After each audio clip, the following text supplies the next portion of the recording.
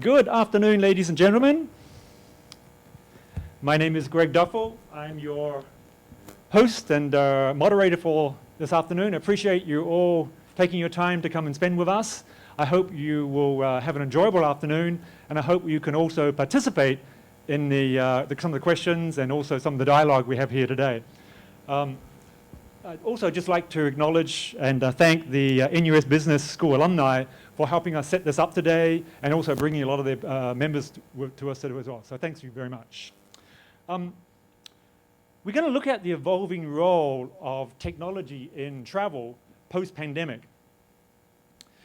And COVID, as we all know, really had a dramatic impact on many parts of our lives, particularly travel. Of course, if you can't move from your home, you can't travel anywhere, then you completely stop. And travel, which used to be about 10% of the global economy, or more, in fact, became only 1%. And then COVID finished some 2 years ago, 2.5 years ago, depending on which country you're in, and suddenly we're meant to recover and come back to everything. And so what we want to talk about today is a bit about that recovery and what technology's role was playing in that recovery. And we have a great panel of experts here who I'm going to introduce you to in a few minutes. But firstly, I just wanted to take you through a little bit of, I think, nostalgia and see if anybody remembers these things. Do you remember those? Yes, tickets. Yes, tickets, airline tickets. Airline tickets. We used to have booklets of those, right? And we'd issue those. Of course, this is still used today. It's a boarding pass. Although you can use your mobile to board on most airlines these days. How about this one? Anybody remember this one? Traveler's check. Money. When you used to travel, you took cash and you took traveler's checks. Of course, now you've got crypto and QR codes and wallets on your phones. So technology's wiped out a lot of these bits of paper around the world. So what I want to do today is look at how that technology is impacting on travel, and of course some of the latest technologies like AI and how that's impacting on us as well. And also from an investment viewpoint, how can we look at supporting the travel industry as it moves forward? Now, I said before, we've got a wonderful group of panelists here. You bear with me while I sit down here for a moment. Dr. James Ong, in the middle here, is and I need, because of COVID, I don't know how many of you, but because of COVID, I spent so much time in front of my computer, I now have to wear glasses when I look at my computer. So that was one of the impacts of COVID.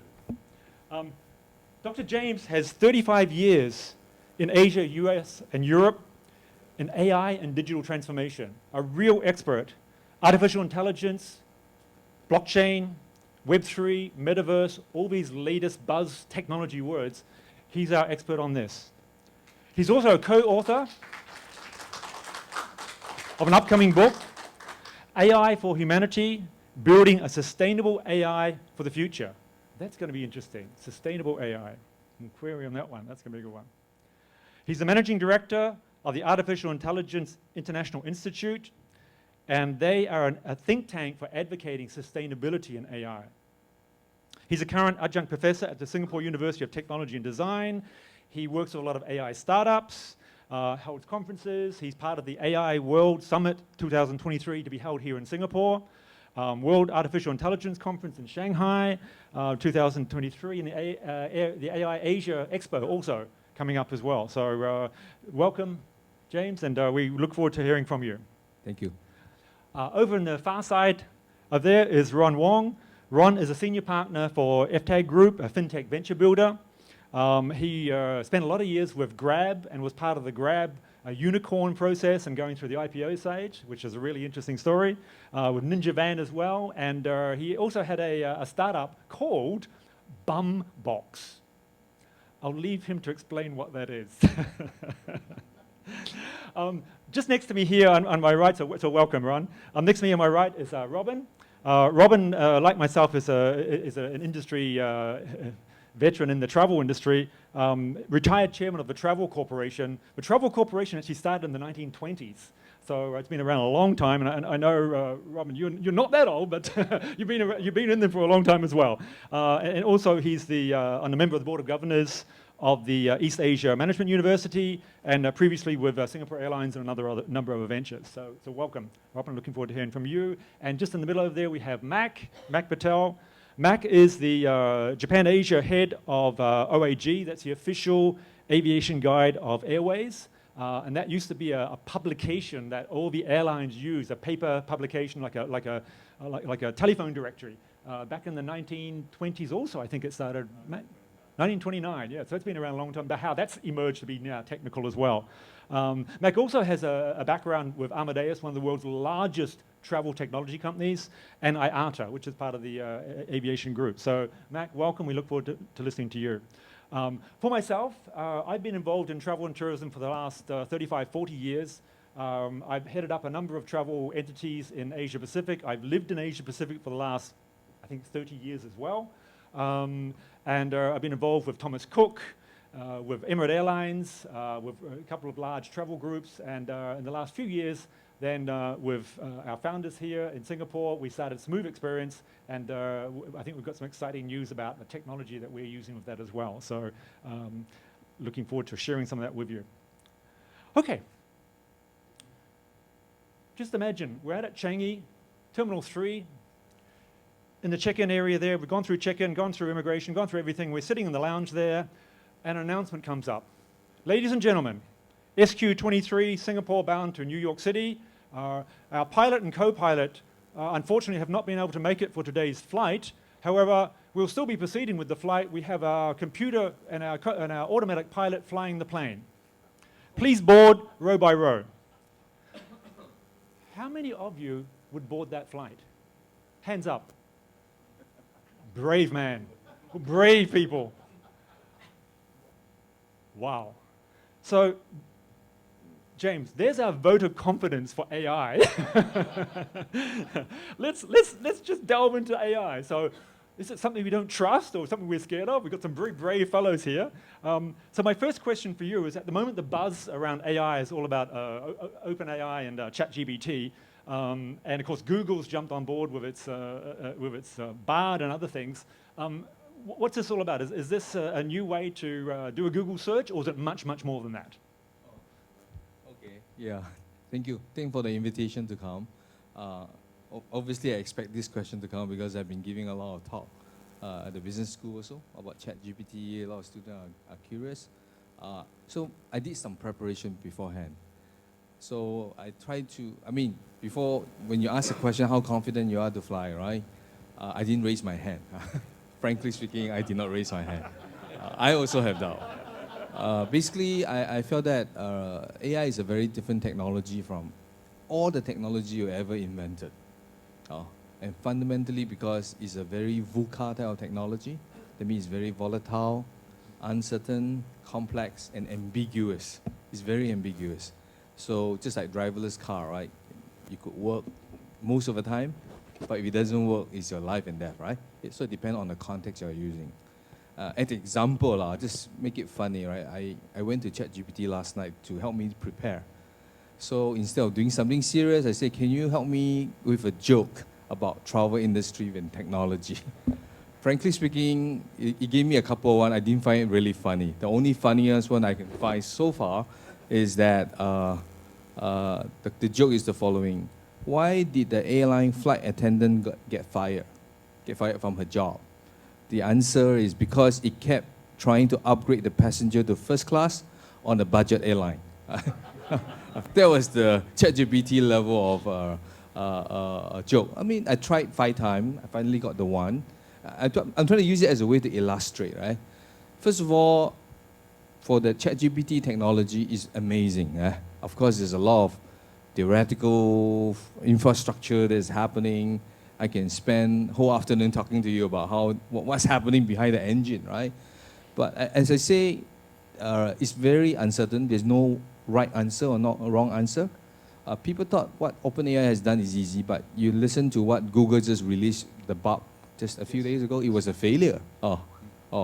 It's not because of the technology only, it's the way how you productize, do the PR to the market, because it's very VUCA. It's like you're launching a product, imagine today, right? You're not sure how 100% is going to work. just at the joke, right? The joke, I can use it, it's useful to me in terms of value creation. But because I'm just cracking a joke to you for fun, right? The worst case is you laugh at me, it's not funny, right? So the implication is very small. But you want to automate a flight, that's a totally different animal. So it depends on context. So I think there is a framework of looking at what you say, what you are as a user, your expert level, versus the audience you're communicating with, right? Or you're dealing with the life and death situation. So ChatGPT is definitely a major breakthrough. And I was talking to this gentleman, Sing Lai, right? So we talk about technology from 40 years ago, literally. And then I just overheard a term that he talked about. And actually, it's definitely a major breakthrough, but there's a lot of uncertainty as well, how to really use it. And as I've spoken with Michael, I expect the negative use of it is going to be faster than the positive use of it. Deep fake, misinformation. Explain the negative use of it, James. What does that mean? Oh, it means that basically it's like you look at social media, when you have AI algorithm, then you get Donald Trump elected, right? You got Brexit happen. It's a manipulation by human to use the technology to do bad, right? I mean, do good for them, but bad for all us, basically, right? So I think when you have new technology like that, they don't have to worry about the risk or market implication, the reputation. They just use it because they're trying to scam you anyway, right? And if you look at phishing today, even an email, they can scam you. All it takes is 1% of the population who believe in it, right? Now, if you look at the deep fake right now, you can shoot a video, look like Greg, speak like Greg. You don't want to do a video looking like me, sure. Please, someone else. For example, if you are to a video call to your family, right, they will believe you because they thought it's a real person, right? And that technology can be done in 10 minutes to create something personalized to you. So that's what I want to say about the ChatGPT. I definitely encourage everybody to use it. I use it a lot. I try to find the value to me in what context, right? I wouldn't tell you, I also test it on preparing some questions or answer. I don't like the answer, but the joke, sometimes okay. I can use it in the certain context. Yeah. And I have a confession because in preparing some of the questions for the panelists here, I went straight onto ChatGPT and said, give me some questions for an AI expert, give me some questions for a fintech expert, for a financial expert, give me some questions. And it did, it gave me a list of 10 questions, but they were quite bland. Not boring questions, but they were very good questions, but there seemed to be no emotion in the questions. Yeah. I just want to add the last statement to what you just say. Never look at AI or ChatGPT as what it is today, because every day is becoming better. Yes. Just like your children or you are learning every day, but every day is learning. Yes. And it's going to get better at exponential speed than what you think. And that is a scary part, and you not really know what is going to be arriving at, basically. Literally, that's my personal opinion. Yeah. Still, I wouldn't use it for a flight. Sure. No, we didn't see your hand up. I can't convince you on that one. I mean, AI is a lot of AI is already in use every day, and we may or may not realize it. But if you're on Netflix and you've watched a zombie movie or something, then for the next week you get recommendations on zombie movies. In the travel industry, when you're searching a flight, you're searching a holiday to go to Bali. Again, for the next 2 or 3 weeks on your internet, every time you open up your browser, you're going to get Bali pushed to you. So recommendations that push you. James, that's sort of a very simple use of AI. Where do you sort of see it go? Would it go to the extreme of actually outflying a plane eventually without pilots? I think there is more the operational aspect. Because I'm also working with the Smoove Xperience, I've been thinking about, if I were to use AI, I'll go back to the first principle, right? Why do you go travel, right? First of all, it's a very personal experience, right? And you are there to experience something, right? As you go along. So the whole process today is like you search for information, you do booking, a lot of logistic as well. I think in the sense that the use of AI should be to understand what I want. Because a lot of times I try to book stuff, right? The interface, all the information are not what I want. So I have to struggle very hard. I think understanding what I need is the best use of AI to make sure I match into all the resources, all the travel resources that exist there. I think there is a big gap in terms of the experience, right? Then you can leverage things like metaverse to bring the actual experience closer to me. Yeah. So I would say that technology is going to start coming, right? And understanding me better, just like Amazon know what I want to buy, in a sense, right? I think that is an important cognitive technology that is going to happen. Of course, there's also the sensory technology, because sometimes you say something, but I can't see, right? So I think where some of the sensory technology will come in, so you can zoom into where I may be going, right? So give me reduce my risk of maybe doing something that I may not know, or give me some experience first beforehand. And I think those things are things that will progress. How exactly to be done? There are so many people in the ecosystem. They'll try different things based on the different type of sensory technology, cognitive technology, and even robotic technology to make it happen, right? And I'm not a travel expert, just want to let you know, but I feel that all these things can be applied, by the domain expert. You mentioned a key word there, experiences. The fundamental of going on a holiday is to experience something. And experience a new culture, a new destination, experience people, food, all types of things. But also a key part of what you're doing, James, which I think resonates well with what we're trying to do as well in Smoove, is sustainability, which is again, one of those overused buzzwords in the sustainability. Everything's sustainable, but we see climate change, we see the impact on the earth at the moment, very negative, so we're obviously not that sustainable. But how are you sort of addressing with AI the sustainability issue? What sort of pointers is AI going to help us overcome things like climate change and other deep human problems? Okay, first of all, if I'm a person who cares about sustainability, maybe when you recommend me to travel, yes, that fits my needs. I think that's a basic part, right? And I think second of all, sustainability also right now suffer from the accuracy who claim to be sustainable or not. So I think maybe that part AI can help, because then you have the satellite to look at all the green or not green, right? Because it's very hard to do it to audit and monitor what's happening. So there are startups that I talk to, they actually do that, like the blue oxygen or something like that, blue carbon or something like that. So I think those are things that AI can be applied.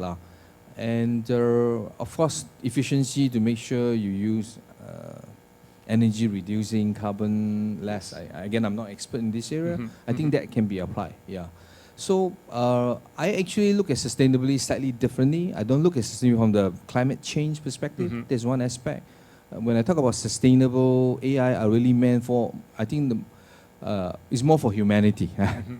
Environment is very important, but ultimately you need to take care of the people first. So I think sustainability in terms of, let's say you go to travel to Indonesia, right? Yes. How do you let the population there benefit from the tourism business? And I think there's a combination of AI and Web3 can do something together from the consumer as a traveler and the provider, right? Yes. I think there are a lot of things can be done.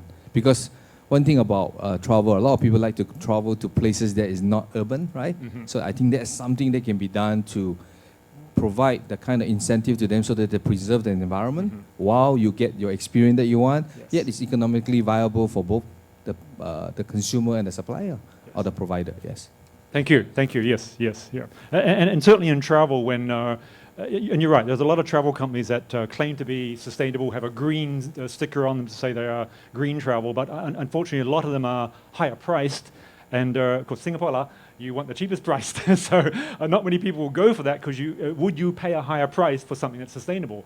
And most people resonate towards the lower price, which may not be so sustainable. So we have challenges in the industry to address that, and you're right, it'd be intriguing to see how AI and technology can help in that aspect to recommend where the more sustainable roles are. So thank you for that. We'll thank you for that insight into AI, and we'll just come back to some of those questions later. At the end of this, we hope we've got a little bit of time available, so if you do have some questions, think of them now, and at the end of the general panel session, we have a chance to ask some of your own questions to the panelists. So, COVID finished here in Singapore about 6-8 months ago, give or take a bit. Who has traveled overseas on a leisure holiday since COVID, since you're out of your lockdown? Me. Most people? Wow. Great. Okay, so buzzwords in the industry. Electric vehicles, fintech, edtech, health tech. As an investor, Ron, these are all the buzzwords that we hear, but we very rarely hear about travel tech. Has anyone actually invested in any travel company? Well done. Well, thank you so much. One. So it's a great opportunity here. So Ron, from an investment side of things, why is travel? Is it a silent industry? Before COVID, it was 10% of the global economy. That's a significant contributor to the economic development of the world.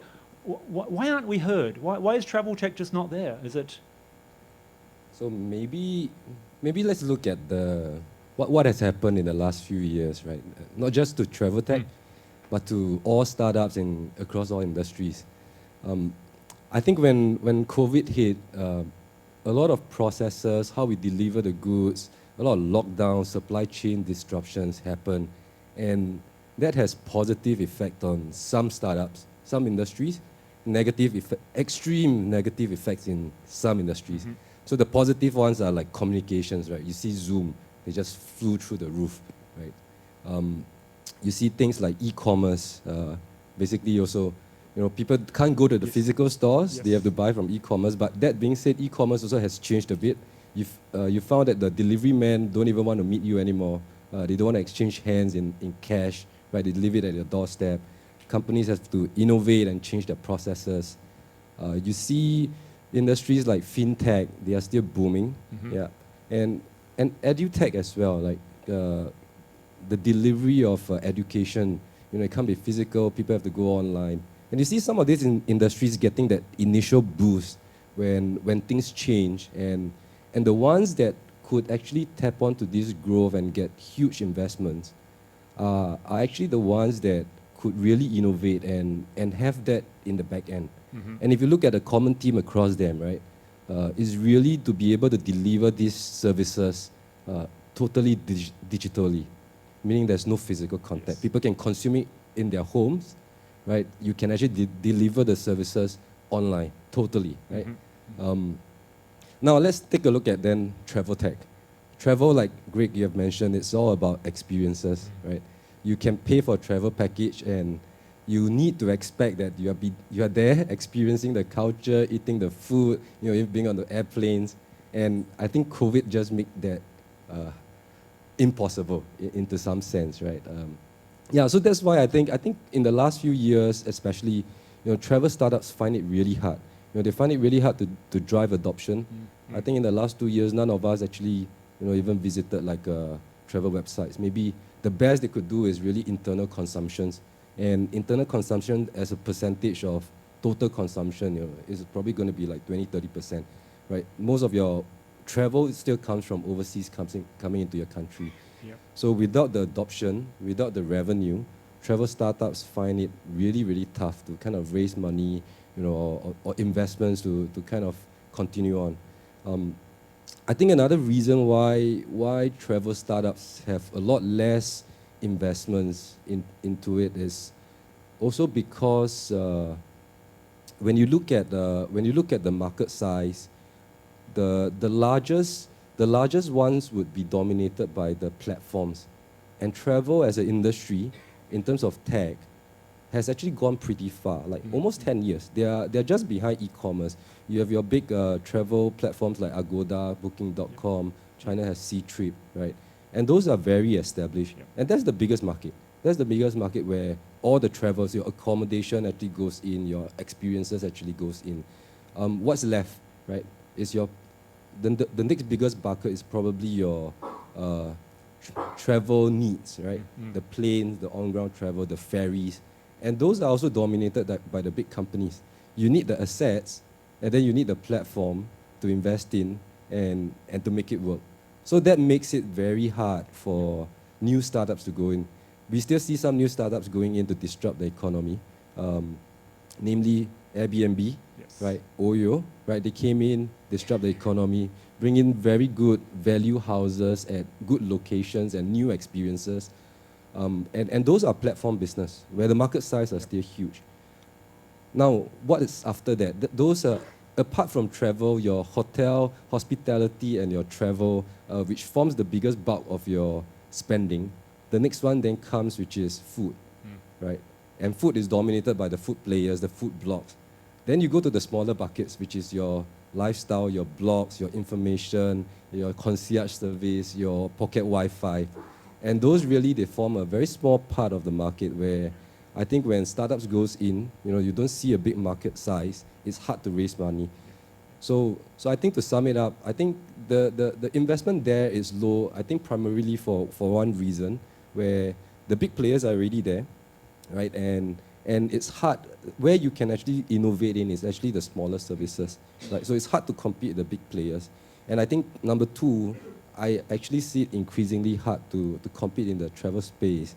Because if you look at what in the last 2 years, what the big travel companies have been doing, they also have been innovating really hard, right?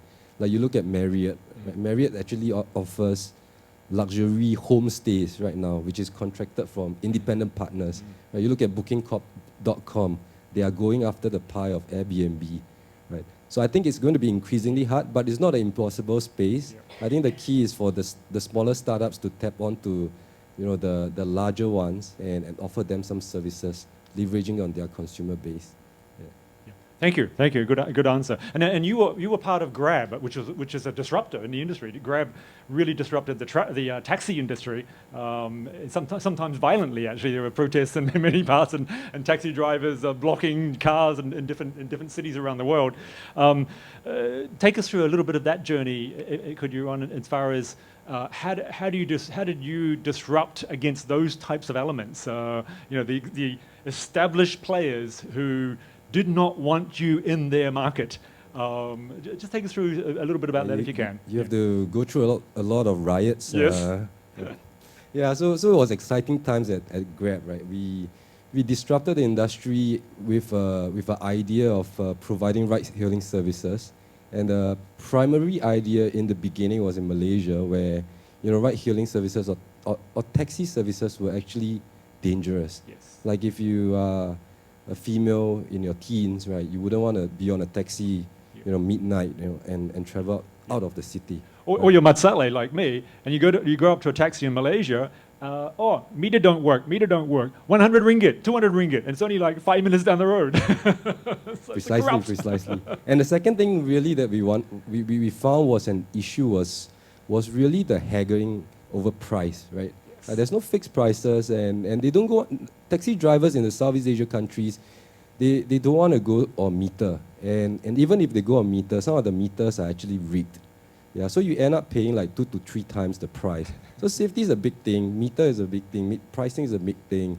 I think reliability is also a big thing. You see that in Singapore. If you are in Clarke Quay at 3, 4 a.m., you can't get a cab home. Yeah, so those things are things that we went in.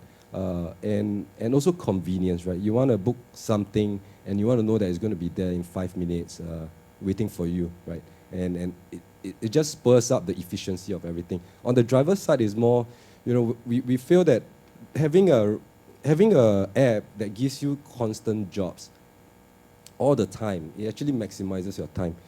So if you guys have the opportunity and sit in your Grab ride and look at the driver's screen next time before you leave the cab, what you can see is before he alights you'll see like pings on his screen saying that there's a next job and where the next job is going to come from.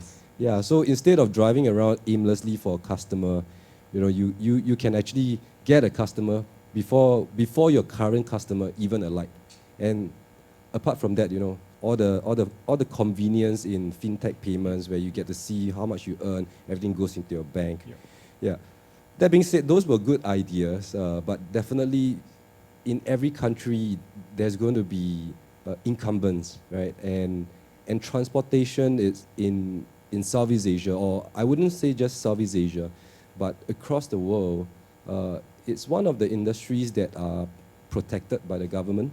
And a large reason for doing so, it's usually the transportation industry boosts the manufacturing industry, where they have cars, right? And the transportation industry hires quite a large amount of people as well, which are voters, right?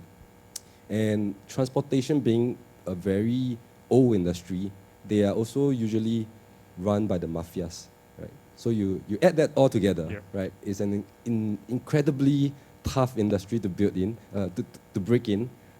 First, you have to work on the government ends, which is on the public policy side, and ride-hailing is so new, right? So the government will have their concerns, like, is this technology, all sorts of concerns they'll throw at you. Is the data protected? Are you protecting the people's income? And the government is always in a fix, right? If they allow ride-hailing to take place and there's any safety incident, they have to explain. If they allow ride-hailing to take place and it takes away the livelihood of it puts the taxi drivers at a more disadvantageous situation, they may not get votes, right? Yeah, so it's a lot of potential backlashes. But at the same time, if the world is transiting into that direction and we are doing nothing about it, then you're actually falling behind as a country, right? So on the government end, we lobbied and we actually worked with them a lot, coming up with the initial frameworks, trying to prove things like sustainability, how much it will actually reduce carbon emission, and also trying to prove through our data how much it actually improves the livelihood of the driver, and also through our programs, right? And that, over time, actually helped us to convince the government, and then came up with frameworks that legalize ride-hailing. So for each country, for Singapore, we took 5 years, 5 years to 6 years. And for the other countries, almost 6-7 years just to get that legalization. Yeah. So I'll just stop here. Yeah, no, well done, well done. I mean, I'm a great believer in what you've done, and I actually sold my car about 6-7 years ago, and when I need a car, I just get a Grab drive. I hail a ride in KL, and I'm happy, or take the train. So it really has changed my life in what you've done. So well done. I think you've done and of course Grab was one of the very first Asian unicorns, wasn't it? If not the first one, I think, from memory. So using technology in the right way for the right purposes, and as you said, with the drivers. When I speak to a taxi driver, it's a very negative conversation. But Grab drivers are very happy. They're working hard. They're looking for the next ride. So that's got to be good for humanity. So well done, well done. Thank you. Yes.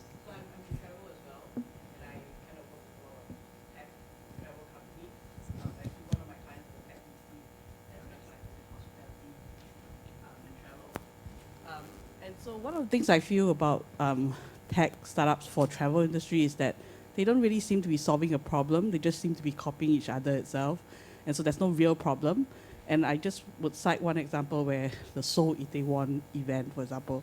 So there should be more tech solutions like that where you do crowd control or things like that, that should kind of really solve a real problem rather than, this is popular, people are using it, let's jump on the bandwagon itself. So I think that's kind of where innovation in travel tech seems to be a bit slower than sort of other industries itself. Yeah, more copycats in the industry. I mean, if you go on the internet, there's 1,000 different booking sites you can book airline tickets and hotels, and which is the cheapest site.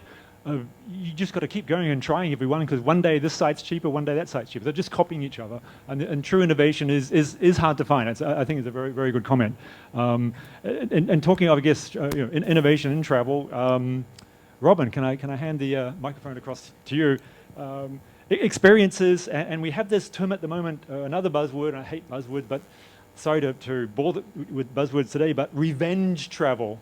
Revenge travel sounds like all my fellow people in Malaysia coming down to take Singapore back. but revenge travel, what's it all about? I think simply said, it was people who got cooped up too long, facing the same people in the house, wanting to get out, have some fresh air. Are you suggesting for a moment that the wife is at fault here? No. But in reality, all of us were cooped up in the house for far too long, and you've kind of forgotten, travel. So when it's opened up, unfortunately, people are just booking for the sake of booking, travel for the sake of travel. I have a friend, chairman of Singapore Gift Association. Every day he's on the computer site booking flights. Every day he's flying. I said, "What are you doing?" He says, I need to get out, I need to get out. So these are some of the people who, you know, I don't like the word revenge travel, but they were so eager to get out and see what's happening in the world. But unlike the rest of the panelists, we are in the business of bringing you back to the ground. These guys are, you know, for me, technology is assisting in processes to make things easier. I come from an era, other than pigeon sending letters, I started with letters, telex, and so on, and fax, and so on and so forth. Yeah. So at each change that came along, it makes life a lot easier in the back room, in the guy who is doing the processing. So to me, technology is great stuff. It helps us to facilitate the processes and allowing people to innovate in creation of experiences.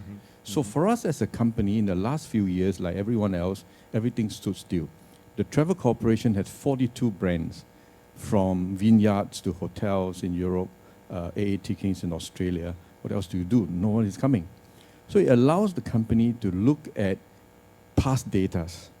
You know, where you look at, you know, when you are so busy receiving customers, processing, you really got no time to look at who are the people traveling and what's the pattern of traveling with the aid of technology. It suddenly realized that, you know, some of our brands has been there for, like, for example, Kontiki Holidays for 18 to 35. And those times, NUS, NTU was my biggest market. Just set up a store with STA and all the young people. And we tell them, go out and meet the future leaders of the world. When you are 18 to 35, don't hang around in Singapore. We're meeting the same people. Get out there, interact with people around the world. And that's what we're doing. We get human interaction. But in the process of building technology, we're a company that haven't forgotten the human element. The constant reminder of our people to understand the needs. The person who is delivering the actual needs of a traveler is not that laptop or the computer, is the person on the ground. I'll give you a good example. Last month, I went to Jeju because I cycle a lot around the world. And last week, obviously, December wasn't the time for cycling. I went there. Unfortunately, my wife fell and broke her wrist. Now, technology allowed me to quickly book Scoot to fly back. Very quickly on your phone, you book back. But technology could not assist me in getting her to the AIII hospital. Why? Because you need to phone someone else. There's no app in Jeju for me to call, and all in Korean. And luckily, I have all my contacts there. The guy came, pick us up, go to AIII. And by the way, if you watch Korean movie, don't believe anything they show you, because these guys were brutal. I use the word brutal because they don't believe in anesthetic treatment. They put my wife on a bed, and 4 huge nurses came in and pressed her down and straightened her wrist. And I hear this terrible scream. So it was all of this that made me realize that you need to use both.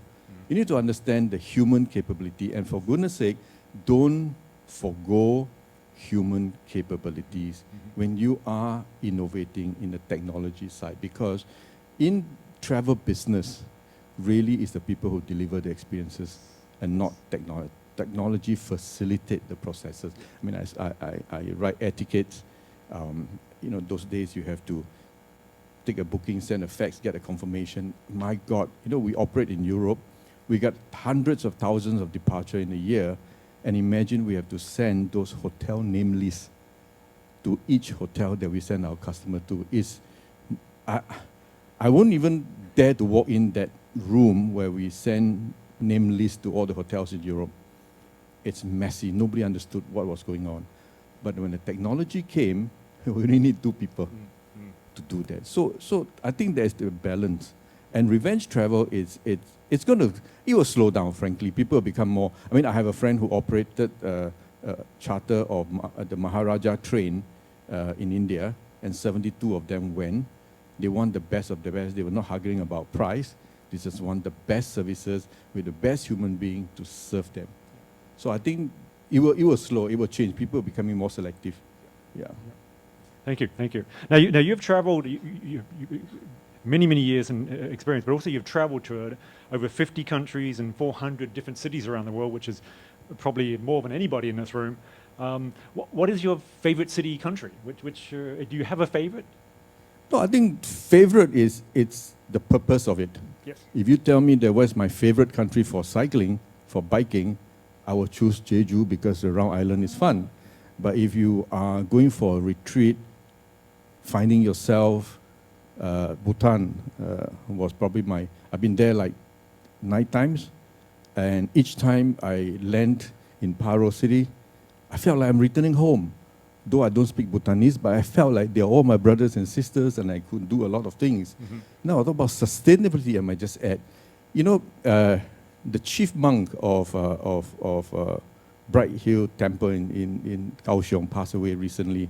And for the longest time, I watched 3 days of all the monasteries and all the teaching, and they have found something about sustainability. You know, people who talk about sustainability should go to the monastery. Yes. Because they recycle everything there. Yes. They don't waste anything there. So I think that's the best place to start with sustainability.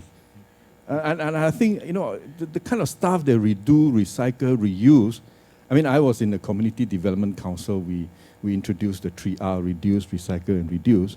It was nothing like in a monastery. And you really need to understand, you know, they really recycle a lot of things. So in travel, it is one of the biggest wastage of stuff. I mean, if you look at travel fair, the number of brochures they print and given out to them, and the next minute they are in a waste bin outside the exhibition hall. Those were the things that obviously travel companies would look at it very seriously. A lot of itineraries help us, are putting online, so people can go online and read the itineraries and research. And today, the travelers are more knowledgeable than travel experts. We cannot call ourselves travel experts. Every traveler can find more information than we can give them. Mm-hmm. Mm-hmm. So for us, we have to refocus on the delivery than trying to tell these guys what to do when they get there. I mean, I was in New Zealand. Mm-hmm. One of my best tricks was in the early 80s, you used to bring groups to New Zealand, and they all go buy sheepskins. Yes. And they're all very smart. If you bring a group to a shop, they will whisper among themselves, hey, don't buy here. This guy got commission on. Right? So you have to be very smart. I used to bring them to the shop next door that I don't have a contract with. So they all knew that I bring them to the shop, I probably get commission from this store. They all run to the next store, which I actually want them to go. So these are things that I cannot tell you, you know, the technology can tell you. You got to have a ground experience. And I have the best laugh. You know? So I always emphasize human intelligence, human capability, human innovation will surpass. All these machines are created by human beings. Very true. Right? Very Thank true. you. Good, thank you. That's a very good answer. I guess my final thought that would be, okay, Singapore, we can't live without our mobile phone. It has to go on holiday with us, it has to go to the beach, it has to go to everywhere we go on holiday. Is there any place you've been that the mobile phone was completely useless, no coverage, nothing, you couldn't do with it? Yeah, my first trip to Bhutan in 2007. It was the best time I've ever visited the country where there's absolutely no TV. I think TV came around in about 2009 or 2008. I mean, there was very few television. There's no telephone. So you could, one of the best times that I've never had to speak to my boss for 5 days. Yeah. Because they, Wow. you know, Wow. yeah, I mean, Who could live without their phone for 5 days? Come on, Yeah, come I on. know- What? but if you go to a country where there's absolutely nothing, you just have monasteries, you just have mountains, beautiful sights. And I say, if you have never been to Bhutan, you've never smelled fresh air, sweet fresh air, go there. Because very little industrialization, at that time, very little pollution, and you can really live nice and breathe well. Right? So, yeah, that was the first experience where I never had Wow. a thing. But there's hardly any other countries there's no other country you can't use more. Yeah. But today you go to Bhutan, every young people got 2 phones. Yes. I mean, speaking of fresh air, I was actually born in New Zealand, but I spent over 20 years living in Bangkok. And when I used to fly back to New Zealand, I'd get off the plane and go through the airport and start breathing that beautiful fresh air. I would cough and splutter because my lungs had been so dirtied by the Bangkok air. I couldn't breathe the fresh air anymore. Sadly, so thank you, Robin, for that experiences. Wow. Matt, can we OAG? Just give us a quick OAG. What does it do? Where does it fit into the travel chain? We know about airlines, we know about hotels, we know about tours, we know about places where you don't need to use your mobile phone. Where does OAG fit into all this? So OAG is a global travel data provider. So we power innovation and growth in the travel ecosystem since 1929. So it started with the big, thick, yellow pages type directory books. I'm sure the industry veterans would know. Robin, you're smiling, yeah? So you would have all the flight schedules in there. So over time, it's been digitalized. So we're giving daily updates. So we've got something like 150,000 changes in flight schedules around the world. And through technology, we've been able to send those alerts through APIs, through different delivery mechanisms that we've developed through our platform to our travel ecosystem partners. So we solve business problems, right? So, and a good example of that is Uber, one of the case studies that's on our website, you'll see, where we actually take information of flight data that's coming in to different airports. And you, as a traveler, you would experience a lot of congestion at airports out there. I was at Changi Airport recently at midnight, and there's huge crowds for people ordering Grab, and you cannot fulfill that because there's drivers that are scattered around. So what we do, we send notification to Uber, and then Uber would dispatch that information out to drivers saying that there's a lot of flights that are coming in. So you take schedules data, you take flight status data, you merge the two, and you get real-time information as to where the bottlenecks at the airport terminals are. So the dispatcher from Uber would send those messages out to all the cars that are near the airport proximity, so they can actually be available to actually pick up those passengers from those particular terminals where it's going to be crowded. Because we've got all that information, we just need to take that information, correlate that with what's actually happening at operational level through the flight status, and dispatch that information out. So that really creates a lot of under the pain points that travelers may have. And if you go to Changi Airport at midnight or at a peak hour, you'll probably experience that it's very difficult to get Grab. So I think that's one of the opportunities we have in this region to work with the likes of Grab, Gojek, and solve those business problems for travelers in that experience chain. Fantastic, and the great use of data. So data, statistics, busiest routes, what's sort of the busiest route in our region? Okay, if you look at it from a global level, I'll just need to read some of these because it's quite a lot to remember. Maybe I should turn that to the audience, actually. So what is the most busiest city pair, domestic city pair in the world, domestic and international? Any show of hands, yeah? Domestic busiest route in the world. In the world. It happens to be in this part of the world, actually, but both of them. Singapore KL for international, yes, that's correct. And for domestic? Any other guesses? Shanghai? No. Actually, it's one of Robin's area. Jeju to Seoul Gimpo. Ooh. That's the busiest domestic. Wow. Yeah. Jeju to So there's all those Korean bands and Korean actors going back and forth. Actually, it's an interesting market. It's an interesting city pair because you've got, pre-COVID, you had all Chinese traffic. Yes. And why it's Gimpo? Because a lot of the Chinese traffic would come into Gimpo Airport rather than Incheon. And then Gimpo to Jeju was the facilitator of that Chinese traffic. So once the borders had closed, you had to pivot. And the pivoting point was that you need to capture the domestic market. And domestic market had to go somewhere. Unlike in Singapore, we were kind of trapped in our own island here. They had some choices out there. So they were able to maintain Seoul, Jeju as largest domestic pair. And if you look at the number of top 10, 9 of the top 10 domestic routes were actually in Asia Pacific. Wow. This is from a global perspective. Yes. So when you look at travel recovery and you look at domestic markets, it's quite a large portion of that. And Japan dominates about 3 of them. So you wouldn't realize that Tokyo Haneda to Okinawa is part of that top 3 in Japan.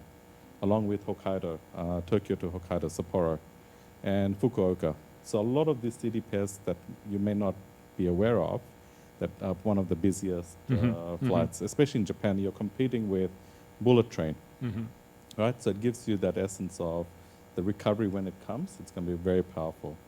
And at the moment, it's been pretty staggered because in Asia Pacific, the recovery has been a bit fragmented, purely because different government policies. And I think that leads to some of your other question, Greg. US, Europe had recovered very fast. Yes. That's primarily because you've got a single domestic market in US, and you've got a single aviation market in Europe, which is well coordinated with the European Union. So a lot of the policies and procedures that were coming off COVID was pretty well coordinated within Europe.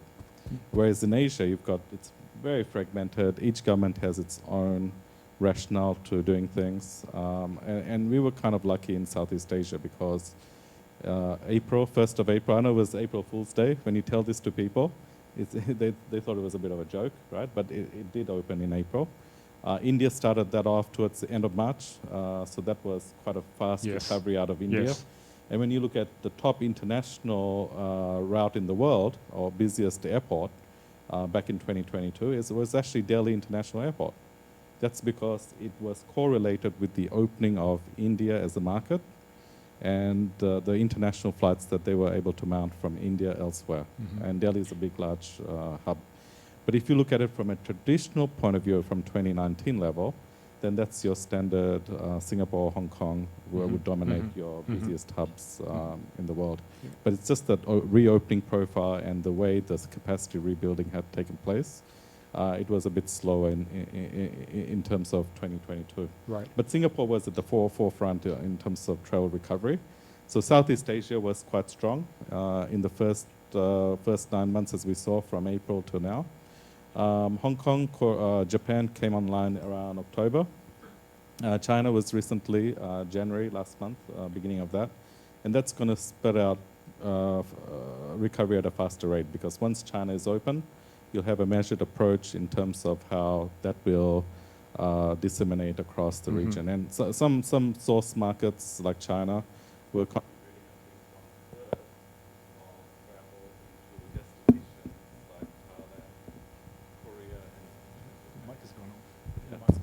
It's okay. It's back, yeah. Okay, thank you. So 1/3 can have a huge impact. It's gone back again, yeah. When you've got 1/3 of reliance of a single source market, it can have a detrimental impact in terms of recovery. But if you overlay that with staff shortage, right? I was in Okinawa last week, and we were meeting one of our customers there, which happens to be at the airport. And they said, we are not able to actually mount additional frequencies that airlines are requesting for. And these are frequencies that are coming out of Korea, Hong Kong, and Taiwan, because that's quite a close proximity for them.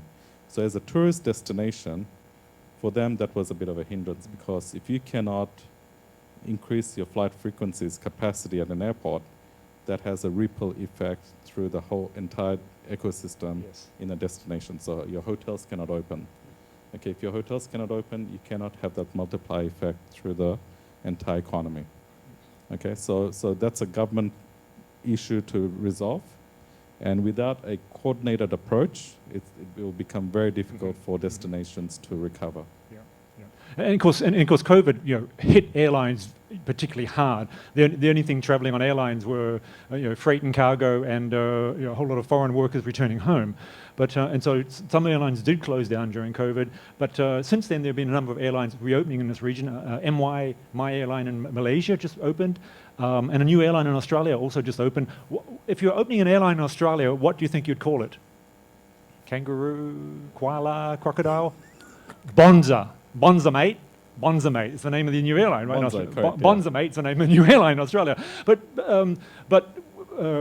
when the airline started flying again, of course, the airfares were ridiculous. And if those of you have travelled in the last couple of months, I think you agree with me that it was just you were paying 4 or 5 times the price. Have the fares stabilised a bit now, or there's still, because of the lack of pilots and crew and capacity, Are these fares going to stay high for quite some time before it settles down? Yeah, Greg, Mac? that's a question a lot of people ask me every day, even the media people, when are the fares going to come down? Okay, so it's a function, if you've done economics, you'll know, it's a supply-demand issue. Okay. Okay, Purely, it's a pure economics in play. If you look at capacity rebuilding, the destinations where there's lack of capacity, the fares will naturally be much higher. If you look at Singapore market, Singapore is quite interesting because we've opened in April, and prior to April we had vaccinated travel lane. So that sort of spurred up that so-called revenge travel, or the pent-up demand had started at a much earlier time. But as we progressed through the reopening, there's a correlation between competitor activity, intensity of competition on a route, on a city pair, as well as frequency and the number of airlines that serve that route. So a good example is Singapore to Tokyo in Japan. You've got something like 5 different airlines, different segmentation. It's full service carriers versus low cost carrier, different segments that you can target, whether it's leisure travel, business travel, and so forth.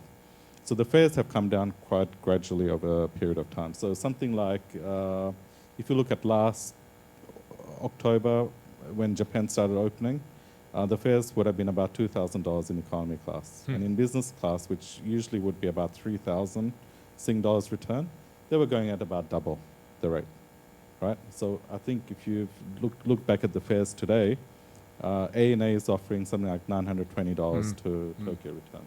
Yep. Okay, so a lot of competition has come in, and airlines are able to actually bring some of their fares down. So competition intensity has a major role in that. Yep. And as we look at certain profiles in Europe, the more airlines that are flying through, you'll see a lot of fares that will be correcting itself. And you've got the major hubs like Hong Kong that's reopening, and that will put a lot of pressure on the US flights out of Singapore, which would go for something like $15,000 in business class from Singapore to US, yeah? So you'll probably see some sort of correction moving forward. Right. But it's still frustrating. I know as a travel industry person as well as a traveler myself, if the 4 of us were sitting across on a row on a plane, and I said to Robin, what did you pay for your fare? James, what did you pay for your fare? Mac, same flight, same destination, we all would have paid a different amount of money, and it's quite frustrating to see that. If we go to the supermarket and buy a bottle of shampoo, we're all going to pay the same price. So, I know supply and demand and economics, but as an industry, the travel industry does have some really interesting pricing policies of charging people last minute and timing, and when you buy your ticket, and there's all sorts of conditions, I know, and AI plays a role in that, James, in determining some of those prices. Actually, the person who started this U management for tickets is a professor called Yu Gang from University of Texas. He's the one who started Yihao Dian in e-commerce. But he was a consultant, a professor, very young professor. He worked with the American airline, the whole airline. He actually started this whole U management calculation. They started this whole thing where you have fluctuating price things. So I just want to mention that. And that actually changed the industry. I'm not so sure it's for good or for bad, in my opinion. No, actually, just to add to that, if you look at air price tickets, it's heterogeneous, right? So products have become, services more homogeneous across the airline industry. So the product itself, product being the price of the ticket that you pay. If you look at business class product, in the old days, you would expect business class, change your ticket anytime, seat selection, so forth, right? Now, if you buy a business class ticket, depending on the fare family that you purchase, they will have restrictions, and they'll probably say $200 just to change the date. Okay, unheard of, right? So that's a product that airlines are saying that we need to differentiate. So if you buy the lower side of the fare family, we'll have different charges or fare restrictions that we put in. If you take Emirates, for example, they've got the light fares, which does not provide seat selection, right, or lounge access. So they've actually unbundled everything. And if you want to take lounge access or a seat, it costs additional dollars to actually add that on. So again, that whole concept of fares, yield management, segmentation is playing a key role in how the products are distributed out there in the marketplace. And each customer is different to the other passengers. What Greg, you were saying, it's like how much do you pay, how much do you get out of that price of the ticket. Wonderful. Yeah. Still frustratingly and confusing, and you've got to keep checking your internet every couple of days to find the best fare, and different times of the day, different times of night is the best time to buy. But it is overly complex in my view, and I wish the industry would perhaps settle into more CBG pricing. It's getting more complex now because if you buy a Singapore Airlines ticket now, right, just a few days before your departure, they will send you an email saying, here's an offer for you. It would be something ridiculous, like $2,000 to upgrade to business class on a 6-hour flight. Okay, so someone asked me, what is the optimal price for those upgrades? And my answer to them is, usually it's about $100 an hour. That's your benchmark that you would probably want to pay. Anything above that is a bit overrated, in my opinion. Right? Thank you. All right, good. Well, I'm sorry to leave the questions on pricing. It's always a very sensitive issue in Asia. But thank you, Mac, and thank you, panelists. We've got a few minutes, and I'd like to just ask the audience if from the panelists we've heard today, do you have any questions? AI, investment, travel, technology. Any questions that you'd like to ask the panelists? After this, we have the benefit of having a few drinks and some makan outside, and we can network a little bit, but we still have a few more minutes, and so if you do have any questions, please just raise your hand, and let's, any bold people? Rosh, can we have a microphone up here, please?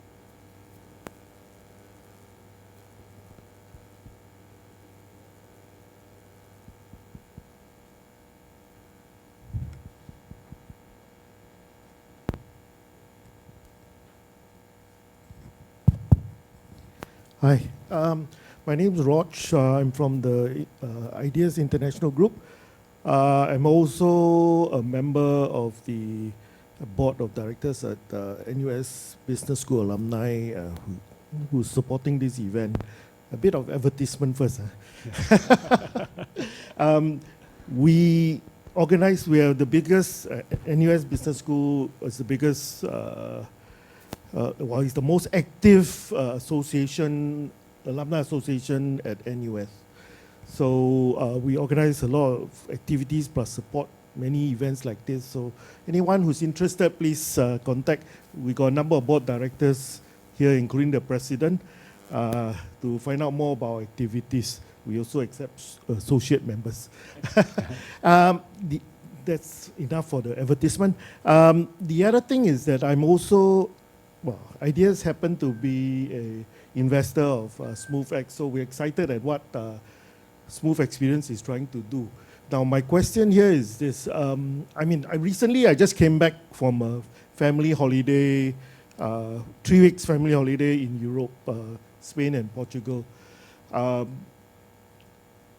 Talking about technology being used in the travel industry, from the consumer perspective, I find it extremely disappointing.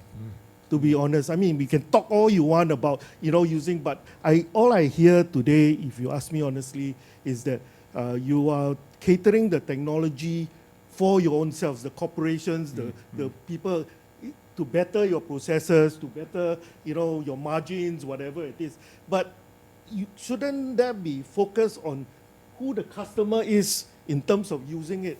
I'm so frustrated. Imagine going on a 3 weeks holiday. I tell you, the amount of effort that me and my family had to go through to research, to plan, to put together something for all of us is enormous. I was so tired before I even went for the trip. I like to hear the opinion of the panel, why this is so. It is, to me, shouldn't be focused on, catering to your customers. If you understand what I'm trying to say. Good question. Who would like to start on that? In fact, I was going to comment on what he just mentioned about the yield management, right? As an example, right? When you have a product, then later on you segment it with different configuration, right? While you put the responsibility to me as a consumer to figure out, because almost you can't sell me, you confuse me, right? I think that is a very there's also ethical issue as well, right? If you think about it. And then you push the responsibility to me to figure it out. So, okay, one of these days I'll invent an AI technology to help me solve the problem.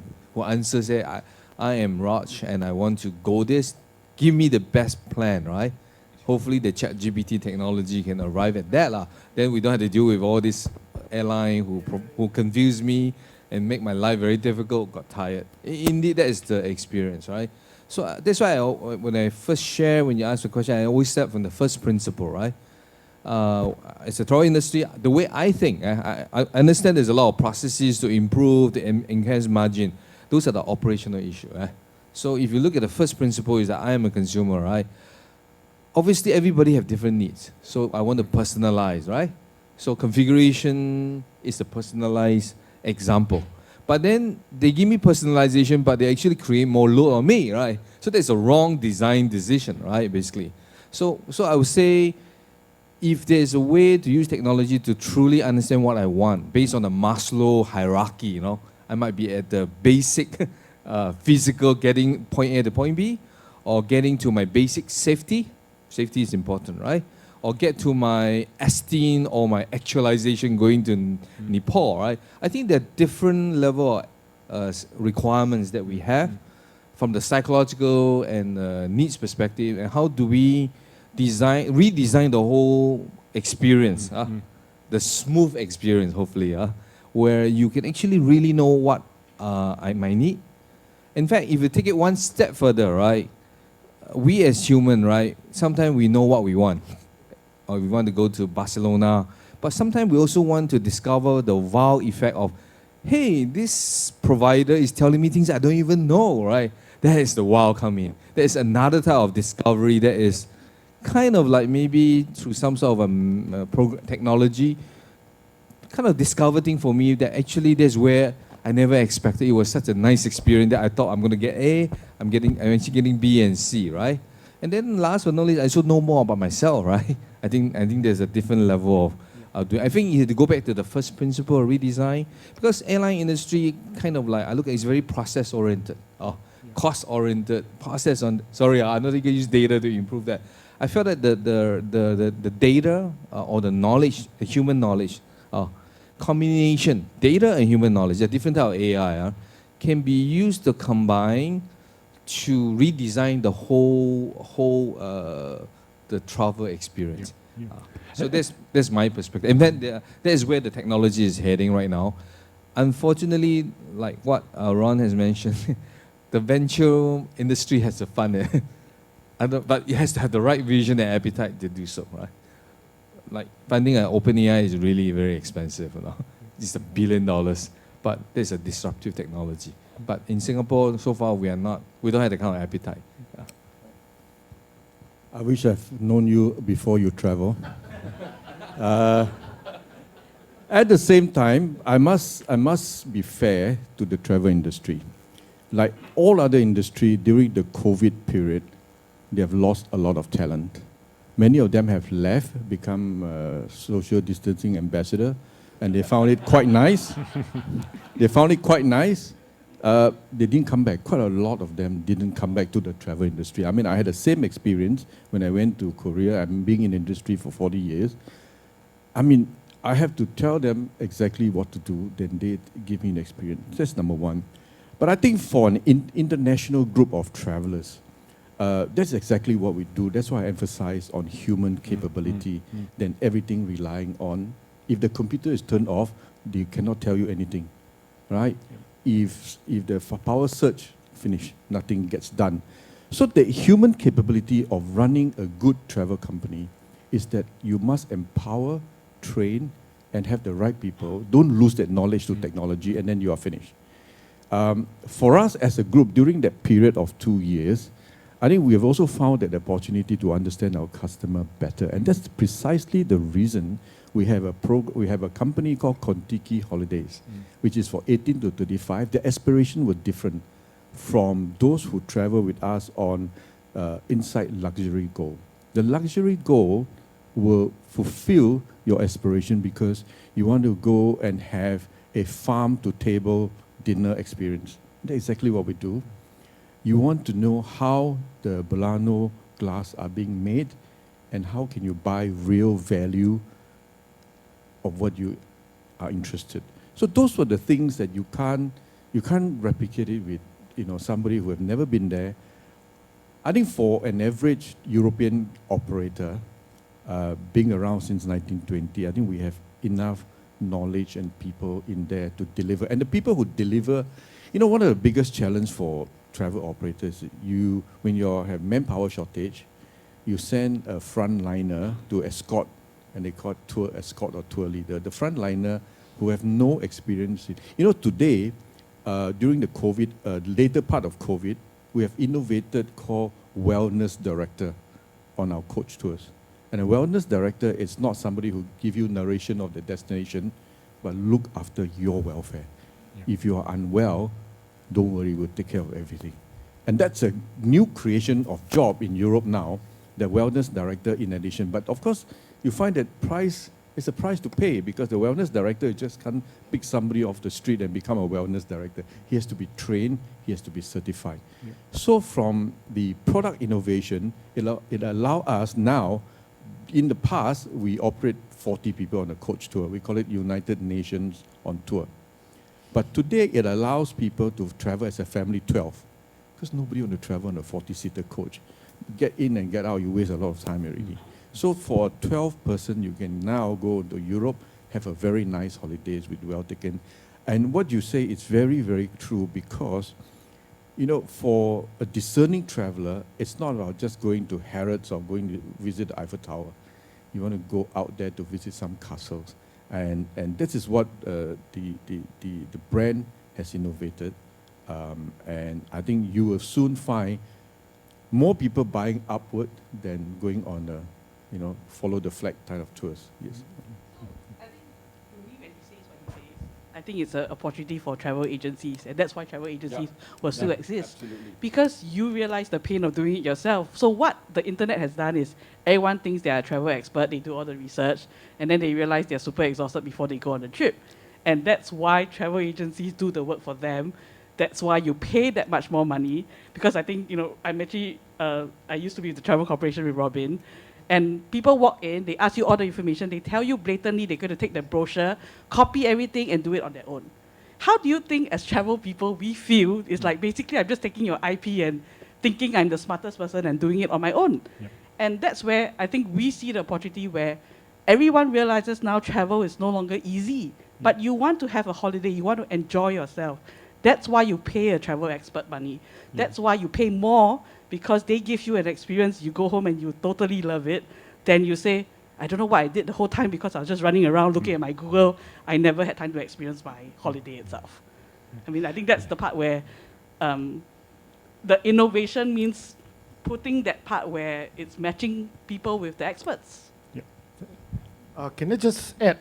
I hear all that, and it's wonderful. Yes, I see a lot of more customized organizers coming out to help people. But what I'm asking for is, why is technology not used more to capture as much as possible, rather than splinters here and there, and let people go and figure out how to go and put them together?